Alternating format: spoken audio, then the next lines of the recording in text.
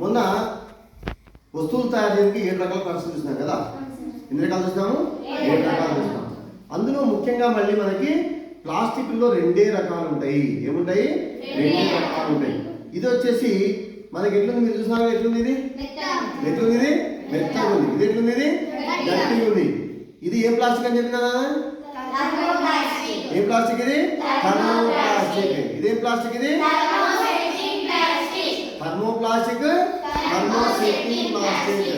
Thermoplastic కాల్చితే ఏమైతుందని చెప్పినా కరిగిపోతుంది. ఇదేమైతే అని చెప్పినా ఇంకా గట్టిగా అవుతుంది కదా.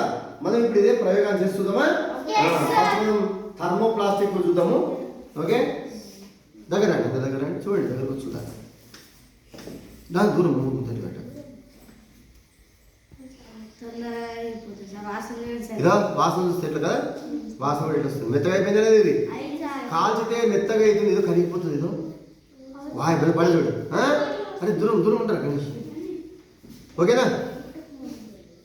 ఇట్లా మంటకి కరిగిపోయే ప్లాస్టిక్ ఏం ప్లాస్టిక్? ఇది గట్టి చెప్పాలి. థర్మోప్లాస్టిక్. ఓకే, ఇప్పుడు ఇది చూద్దాం ఎట్లా ఉంటుందో. ఇది కూడా థర్మోప్లాస్టిక్ అయితే ఇది కరిగిపోవాలి. ఇది కూడా కరిగిపోతలేదు అంటే అప్పుడు ఏం ప్లాస్టిక్? ఇది థర్మోసెట్టింగ్ ప్లాస్టిక్. ఓకేనా? చూద్దాం.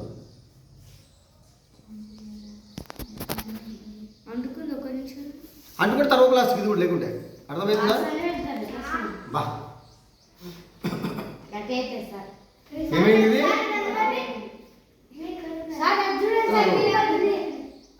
అవునా? ఇది పొడిపోతుంది కదా.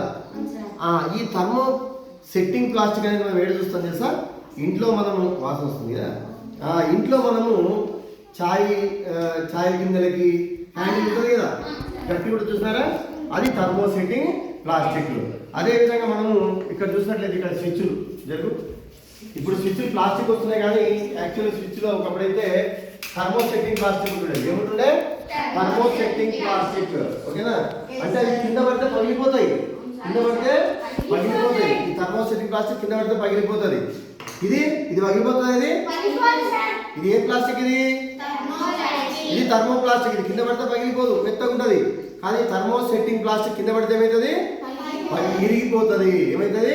ఇరిగిపోతుంది, పగిలిపోతుంది. మనం కొన్ని ప్లేట్లు చూస్తుంటాం, ప్లాస్టిక్ ప్లేట్ కదా, గట్టిగా ఉంటాయి కదా, అవి thermo setting plastic. Thermo setting plastic.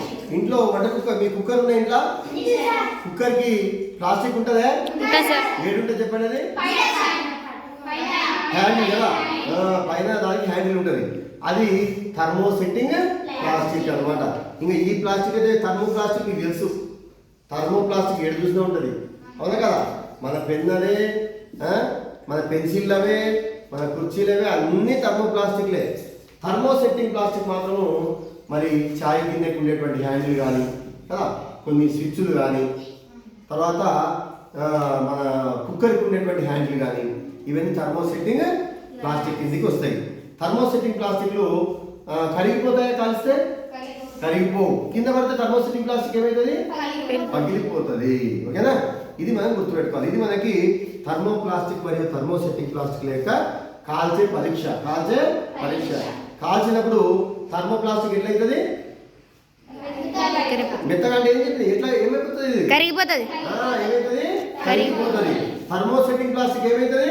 గట్టిగా అవుతుంది. ఏమైతుంది? గట్టిగా అవుతుంది. ఇంకా గట్టిగా గట్టిగా అయింది లేదా? చూడండి,